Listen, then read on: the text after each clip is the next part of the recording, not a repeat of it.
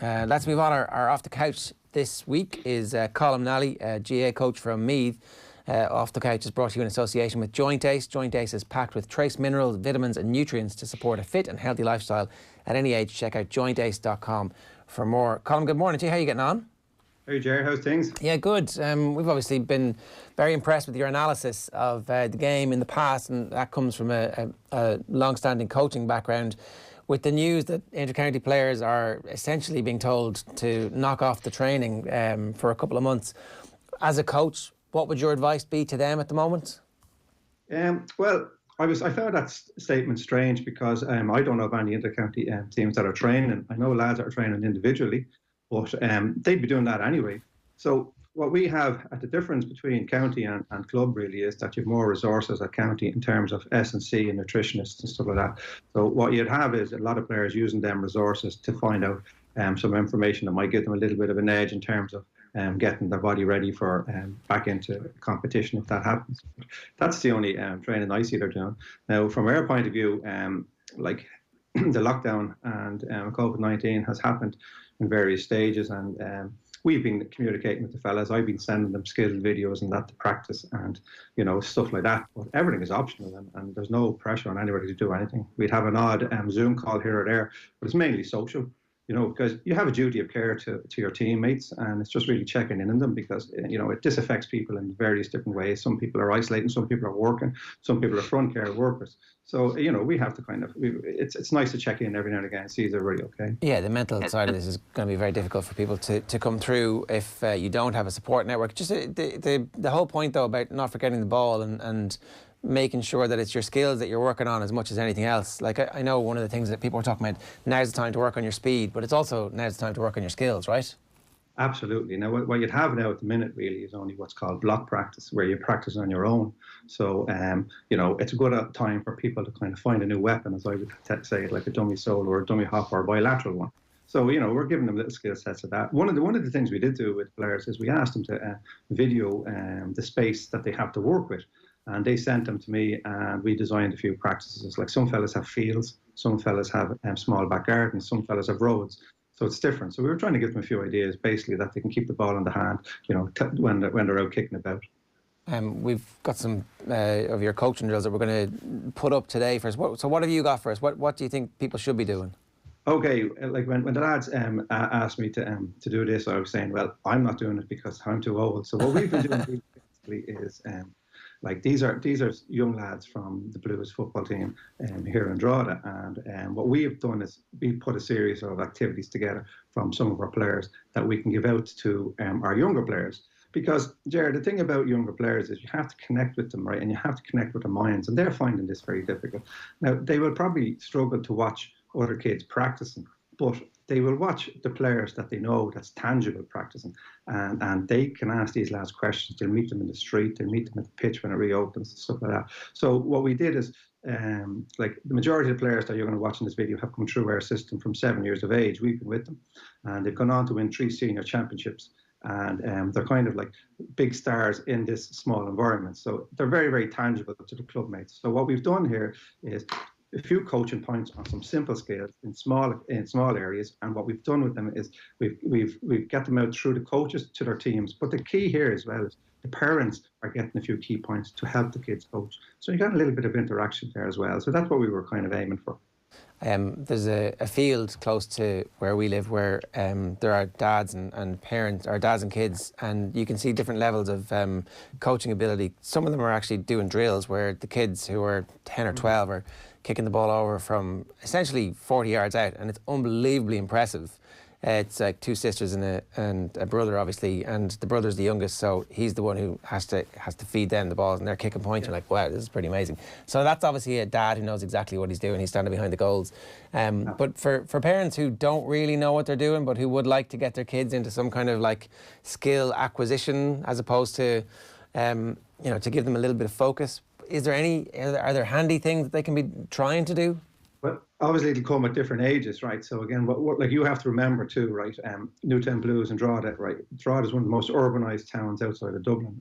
We're a community-based organisation. So what we're doing is, right, we're trying to engage with everybody. You've got various different age groups. So you have nursery components, and then you've got the various stages. So their abilities are going to be different, but you won't do any harm with a ball in the hand, be it soloing or trying to solo, be it hopping, right? So I would be suggesting to most people, right, is even like you see a lot of people running around their greens in front, particularly if you're a GA player, I'd be saying run around the green with your ball, soloing it and bouncing it, irrespective if you're soloing it wrong or what. You'd be trying to just say, point your toe forward, get the ball up to your hip height, that sort of stuff. But I mean, I wouldn't be going too hard if they're not getting it. But what happens is, right, is that connection comes if they keep practicing and practicing and practicing. And look, we've seen some of the most unusual solos out there, right? There's no right or wrong way to do it.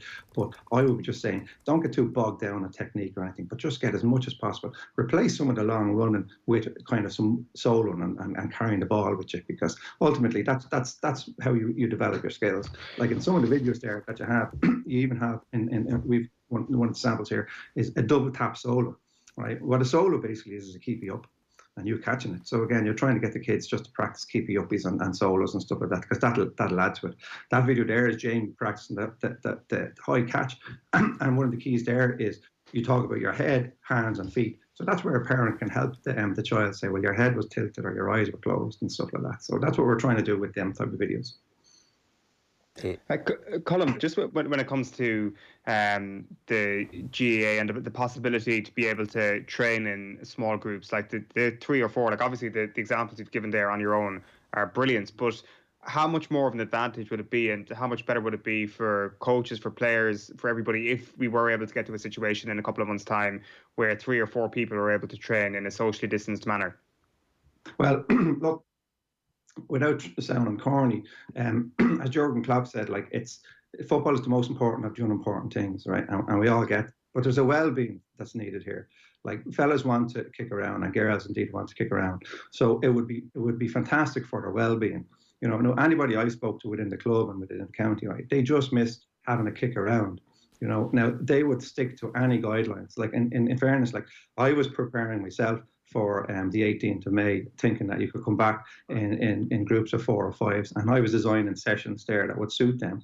In terms of where players would have no social contact, where they would warm up in isolation, they would wear their gloves, bring their own water bottle. They would work in patches of the pitch where they can only have 5 in it, so no contact. You could work on your kick passing, your hand passing, your shooting. You could plan sessions. Okay, so again, we'll still do that, but we'll move it back to July now, really. But it would do fellas so much to get down to the pitch, to open their legs, to kick, to sort of breathe in the fresh grass, because that's ultimately what we are. Like, I mean, we're Gaelic footballers, and we do it because we love it. And when you're missing it, it's like something's been swiped from you. As again, I know I keep it in context. It's not that important, right? But from the well-being fact it would be immense to get back. David Fitz was out yesterday, kind of fairly unhappy, I think it's fair to say, with the statement yesterday, especially because it went against what was brought out from the government on Friday, to a point with the roadmap that, like as you say, there's a well-being element to it. It's something that I guess a lot of county players might have been expecting to come sooner than July 20th as well, to be able to stay well apart from your teammates, but being able to train and do some sort of skill work at least. Yeah, well, like when that statement came, like I had a look at it there, and like number one, there's some fantastic people on it with far more knowledge about the health and well-being of the population and the GAA than me. So again, I'm quite happy to follow them guidelines, and I know all my fellow coaches and people involved in teams are the same. And what you're really looking for is guidance. So I look, it's the hope that kills you, and we're hoping to get back, right? So I mean, I'm quite happy to be told like that. When July comes, there may be something. I'm quite happy to be told there may be a championship. I'm quite happy. We all expected that the club scene was going to come back first, and that makes sense. Now, I was thinking about this a while back. Like, that's the way the GAA was formed. Like years and years ago, you represented your county based on your club performances. Like, you didn't train together as a county, you didn't come together as a county. That's quite a new phenomenon. And you have Paul Rouse on there regular. I'm sure he would tell you about that. But that's quite a new phenomenon, right? So we're probably going to go back to that, which is no harm really. Look, everyone will have the same level of fitness, everyone will have the same level of preparation. So, from that point of view, it'll be very, very interesting. And look, if it's behind closed doors, if you have a Saturday evening at home and there's 2 or 3 matches on the TV, that'll give the population an enormous boost and something to do, especially older people who love watching games. So there is a trade-off here, and I know there's a risk element, but nobody's going to force these players to play or coaches to be involved. If people don't want to be involved, that'll be respected, and that's 100%. If people want to be involved, they have to kind of weigh off the risk themselves. But I'd be hopeful that you could have a situation where you'll have a championship match on in October on TV, and people watching at home. Right, that's one of the more optimistic views certainly I've heard around this statement yesterday that was released by the GEA. Just before we wrap, Colm, I'd imagine even thinking about football and talking about football has provided a good distraction for you as well. I understand you work in the Department of Foreign Affairs, and I'd imagine that the last couple of months at this point have been very unusual. Yes, it has. I work in the passport service, and that's currently being suspended. But we've been all redeployed to assist our consular division, and it's been fascinating, right? And as a father of kind of a 21-year-old and a 19-year-old, it's very reassuring to know that you have the support of the Irish government behind you if you were travelling. What we done was we put in place phone lines, and they were manned 24/7 initially. And basically what you had was people all around the world inquiring about what's the current situation in the country they are and back home, and can we assist them in any way. And it was brilliant that these calls were answered within minutes, so people had reassurance from the Irish government. That you have the citizens register. If young people are travelling are on the citizens register, the government can assist them then because they'd have an idea of where they are. The TravelWise app with updates all the change in demographics of different countries and decisions to open and reopen and stuff like that. You also had concerned parents back home ringing and asking, what could be done if their daughter or son had to leave here, there, or whatever, So it was a really, really interesting time. Now it's quieting down a little at the moment, but it's fascinating to see just exactly what the Irish government and the Department of Foreign Affairs does, like in a times of crisis like this.